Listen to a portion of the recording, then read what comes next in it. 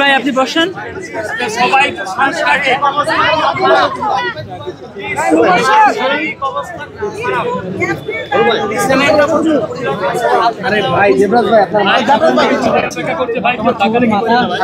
প্রিয় উপস্থিত সাংবাদিক ভাই ও বোনেরা, আসসালামু আলাইকুম।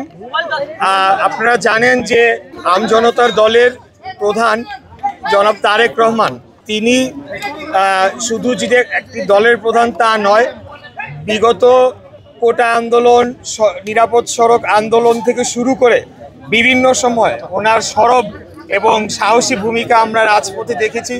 বিভিন্ন সময় তিনি রক্তাক্ত হয়েছেন, তাকে হত্যার চেষ্টা করা হয়েছে, কিন্তু কোনো কিছুকে উপেক্ষা না করে তিনি স্বৈরাচার খুনি ফ্যাসিস্ট হাসিনা বিরোধী আন্দোলনে শেষ পর্যন্ত রাজপথে ছিলেন। এখন 5 তারিখের আগে আপনারা জানেন যে রাজনৈতিক নিবন্ধন প্রক্রিয়াটা প্রথমে শুরুই হয় 1/11-এর সময়। তার পরবর্তীতে আওয়ামী লীগ সরকার ক্ষমতায় আসার পর তাদের নিজস্ব প্রয়োজনে, নিজস্ব ইচ্ছা মাফিক হাস্যকর কিছু দলেরও তারা নিবন্ধন দিয়েছে, যেগুলোকে তারা দামি মানে নির্বাচনী দল হিসেবে তাদের ভুয়া পাতানো নির্বাচনে ব্যবহার করেছে।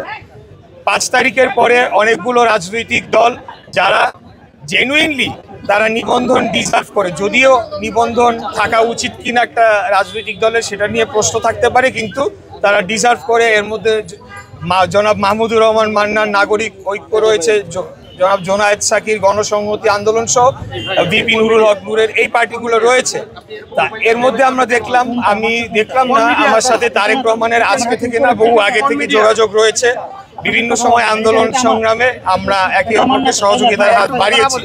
তিনি আমাকে এই বিষয়টি বলেছিলেন যে অন্য আরেকটি পক্ষের আগেই এই নামে তিনি দল নিবন্ধনের জন্য আজকে না আরো আগেই তিনি নির্বাচন কমিশনে দরখাস্ত করেছিলেন।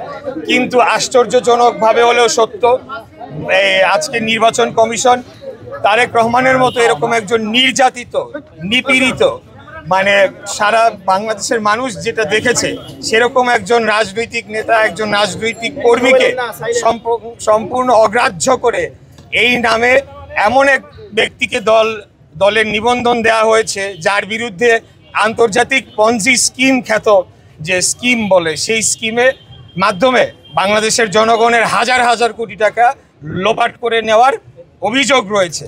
তো আমরা বলতে চাই যে সেটি একটি যেমন বিষয়, আরেকটি বিষয় হলো যে কেন তারেক রহমানকে রাজনৈতিক দলের নিবন্ধন দেওয়া হবে না, আর যদি ওনাকে না দেওয়া হয়ে থাকে আর কোন কোন দল শর্ত সম্পূর্ণভাবে পূরণ করে এই বাংলাদেশের নির্বাচন কমিশনের তারা নিজেদের নিবন্ধন সম্পন্ন করেছে, সেটি প্রত্যেকটির অডিটেড রিপোর্ট জনসম্মুখে পাবলিশ করতে হবে। আমরা 3 মাস 3 আগে আমি কয়েকটি রিপোর্ট দেখছিলাম, অত্যন্ত সংখ্যাজনক। সেখানে একটি পার্টি তার ভারতের বিজেপির আদলে গড়ে তোলা সেই পার্টি, মার্কাও একই, নামটাও একেবারেই কাছাকাছি, নামটা মনে আসছে না এই মুহূর্তে, বিএফজিপি বা এরকম আর কি, একই আদর্শ নিয়ে তার রাজনীতি করে। তো কিভাবে এই দলটি নিবন্ধন পেল? যখন তাদের অফিস খুঁজতে যাওয়া হলো, তাদের কোনো অফিস খুঁজে পাওয়া গেল না, একটা ফ্ল্যাট বাড়ির ভিতরে তারা করেছে। এরকম যে 57টি রাজনৈতিক দল, তার মধ্যে খুঁজলে পরে দেখা যাবে অনেকাংশ রাজনৈতিক দল আসলে দলই না। তাদের কোনো কর্মকাণ্ড আছে কিনা, তাদের কোনো রাজনৈতিক কর্মসূচি রয়েছে কিনা, ভবিষ্যতে বাংলাদেশের জনগণের জন্য তারা কি করতে চায়, তাদের নির্বাচনী ম্যানিফেস্টো রয়েছে কিনা, তারা গণতন্ত্রে বিশ্বাস করে কিনা, এইরকম অনেকগুলো বিষয় চলে আসে। তো এইরকম একটা বিষয় যখন চোখের সামনে ঘটে, তখন আমি আর নিজেকে মনে করি নাই যে বাসায় বসে থাকা আমার উচিত, কারণ তারেক রহমানদের মতো ছেলেরা এর আগে নুরুরাও একই ধরনের কষ্ট করেছে, তারা নিবন্ধন পায় না। আর সেখানে বিজেপির আদলে একটা দল, তাও কোর্ট থেকে অর্ডার নিয়ে তারা হয়েছে, এবং জাতীয় লীগ নামে একটা দল, এর আগের যে বিএনএফ, আসল বিএনপি, সেগুলো তো রয়ে গিয়েছে। তো আমি একজন বাংলাদেশের নাগরিক হিসাবে এই প্রত্যেকটি 57টি রাজনৈতিক দলের পুনর্নিবন্ধনের প্রক্রিয়া চালু হোক, সেটি চাই। তার মাধ্যমে আসলেই বাছাই করা হোক যে কারা রাজনৈতিক দলের নিবন্ধন পাওয়ার যোগ্য এবং কারা ভুইফোর রাজনৈতিক দল হিসেবে তাদেরকে ক্ষমতাসীনরা যখন যে যার সুবিধা মতো প্রতিষ্ঠা করেছে, এটি আমি বলতে চাই।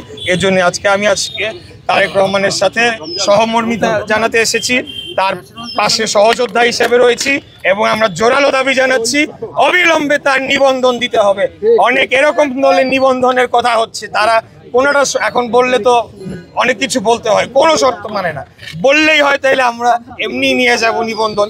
কিন্তু তারেক রহমানের তো সমস্ত কিছু পরীক্ষিত, তারপরেও কেন তার মতো একজন নেতাকে কি কারণে তিনি আজকে কয়দিন যাবত এখানে গণ অনশন করছেন, তারপরেও কিন্তু সরকারের কোনো আমরা দেখেছি যে কোনো ক্ষেত্রে একজন ব্যক্তি আসলে পুরা মনে হয় পুরো কোহর্ট একদম গেট খুলে তাকে রিসিভ করার জন্য চলে আসে। আবার হাজার হাজার মানুষ দিনের পর দিন রাস্তায় বসে রোদে পুড়ে মরলেও এই সরকার কর্ণপাত করে না। এইটার আমি নিজে একজন ভিকটিম ছিলাম, আমি প্রমাণ রয়েছে, সেই বিষয়ে আজকে আমি আলাপে যাচ্ছি না। বাট কেন আজকে এই বৈষম্যমূলক আচরণ করা হচ্ছে তারেক রহমানের সাথে, সেটার জন্য আমরা জোরালোভাবে এটার সমাধান করুক সেই দাবি জানাই। Thank you.